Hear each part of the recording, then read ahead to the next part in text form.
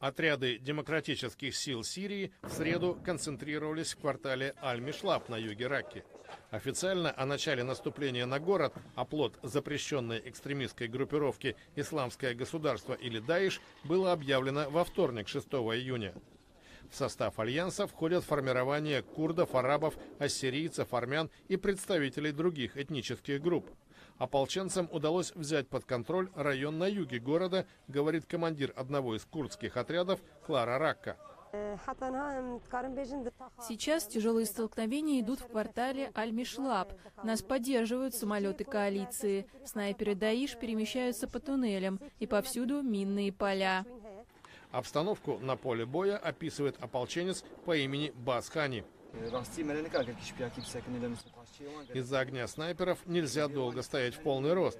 К тому же над нами летают беспилотники противника и сбрасывают бомбы. По сообщениям Пентагона, операцию по овладению Раккой поддерживают американская авиация и артиллерия морской пехоты, а также боевые вертолеты. Координацию наступления осуществляют советники из сил специальных операций США. В среду ополченцам удалось проникнуть вглубь западных кварталов Ракки. По оценке американских военных, численность исламских экстремистов в городе может достигать 3-4 тысяч. Наступление на севере Сирии развивается параллельно с боевыми действиями в Мосуле в Ираке.